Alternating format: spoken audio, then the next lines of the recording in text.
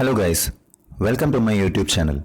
In this channel, we discuss interesting movies and TV series from all around the world. In this episode, we will be discussing about a highly controversial and original Indian Netflix show called Delhi Crime, which released last year. What makes this Netflix series spine-chilling is the fact that it is based on one of the most horrific, gruesome incident which shook the nation back in 2012. Nirbhaya. If this name is sending chills down your spine, you are not the only one, guys. Before we discuss about the spine-chilling web series, let me introduce you to the amazing cast of this series. Shafaili Shah plays Vartika Chaturvedi, Rasika Dugal plays Neeti Singh, Rajesh Tailong plays Bhupendra Singh, and Adil Hussain plays Kumar Vijay. Bhupendra Singh, played by Rajesh Tailong, and Sudhir Kumar, played by Gopal Dutt, are few of my favorite characters in this series, guys. The premise of the show opens as the voiceover of Vartika explains why Delhi is a unique city unlike any other, with its ever-populated streets and high traffic jams, and why prevention of crime is nearly impossible in this city. The show explains the exact timeline with relevance to the actual incident. A police constable finds a male and female lying naked on the roadside and are immediately transported to the hospital. Both the victims explained to the cops that they were beaten and the girl was repeatedly raped by 6 men in a moving bus. The series then goes back 24 hours in time before the incident and introduces us to the cast and their nature. A young male and female, Akash and Deepika, after watching a movie, gets into an auto as there is no direct transport to their destination. The couple wants to go to Dwarka, but the auto driver convinces them saying he will drop them in Munirka and from there they will find buses to Dwarka. The couple gets down in Munirka and waits for a bus to Dwarka without having any idea about the unfortunate gruesomeness which awaits them in the bus. Later, the couple is found naked on the roadside by a highway patrol, and then after being informed, a cop's vehicle arrives and transports them to the hospital. Female victim explains the torture she had been put through by 6 men in the bus. Parents of the girl victim arrives at the hospital and they break down seeing their beloved daughter in a hospital bed after being brutalized. After consoling the parents to his best, Constable informs his superior officers about this incident. Vartika Chaturvedi gets a call about this in the midnight. She initially decides to wait till the morning, but later decides to visit the hospital immediately as a call this late is very unusual for her. Doctor explains Vartika about the gang rape and further tortures the female victim had been put through. DCP then gets her team and starts asking questions about what had happened to the male victim. He gives them 2 names, Brijesh and Vikas. And then the show begins, guys. This show doesn't show a single clip of what had happened in the bus. We get to know the details only from the conversations between doctor and the female victim's parents and also the discussions among the cops. Search for 6 suspects in a white bus begins.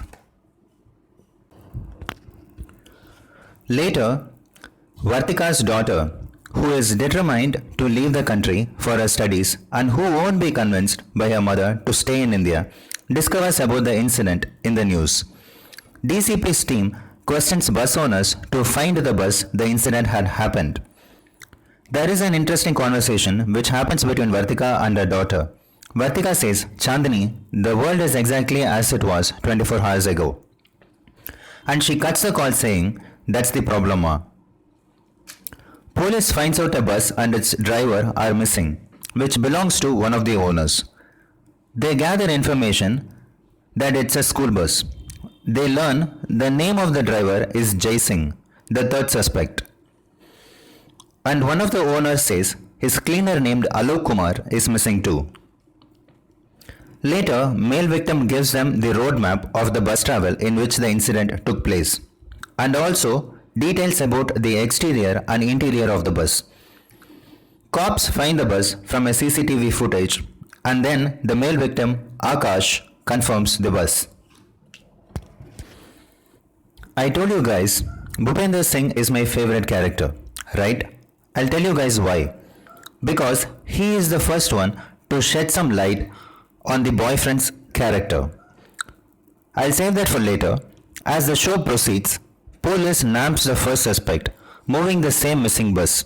But still, he is just a suspect and cops aren't sure whether he could be one of the culprits. When cops begin to interrogate the first suspect Jai Singh, the bus driver, he denies any involvement in the crime.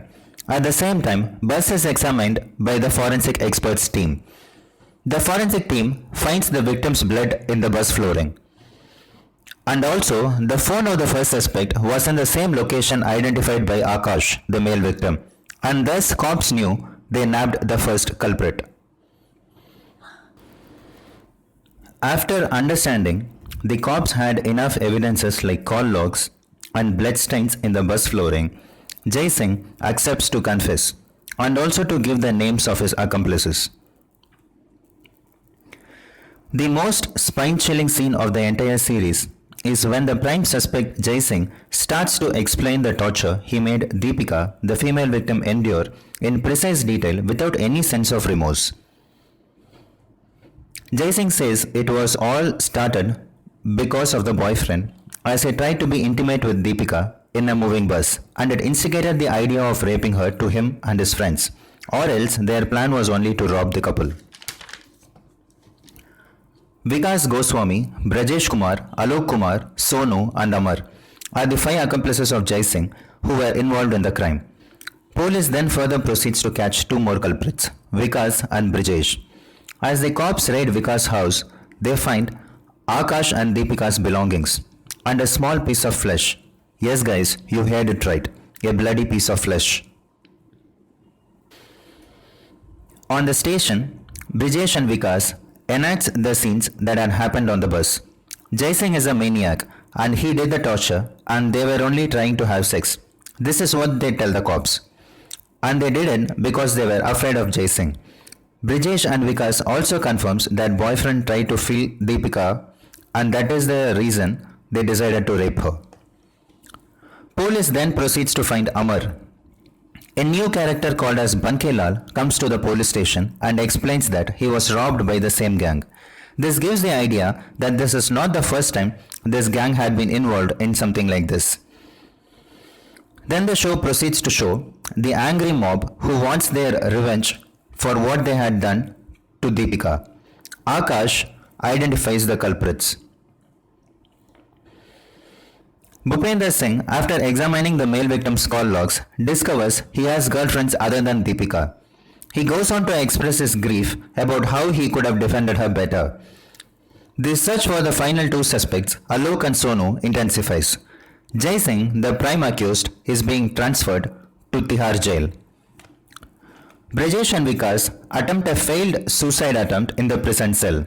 Akash, the male victim, decides to go on a TV show and Vartika stops him, explaining how it will ruin the case. The final episode shows how Akash, the boyfriend's character, is trying to achieve money and fame from this gruesome incident, and how it affects Vartika as a person and as a DCP investigating the scene. Finally, police are able to grab Sonu in a bus stand, identifying him with his unique dialect of calling out the names of the cities. One of the officers decides to book him under minor. As the mob protest and lathi charge intensifies, police manages to catch the final suspect in a Naxal territory. And that's it guys, police had nabbed all 6 monsters. Deepika on her deathbed gives her final testimony. The show gets to an end as police officers go back home after almost a week's search for the 6 culprits traveling all around the country. Jai Singh, the prime suspect, commits suicide in prison. 4 suspects had been in death row when the show was released last year and had been hanged this year. The minor served 3 years in jail and had been released. The male victim proceeded to give interviews 3 weeks after the assault, whereas the female victim died 2 weeks after her assault. And that's it for today's episode guys. I hope you had enjoyed it. I wish all of you guys watch this show in Netflix so that we all can make sure something like this never happens to another woman ever. Please don't forget to like, share, and subscribe to AMRC.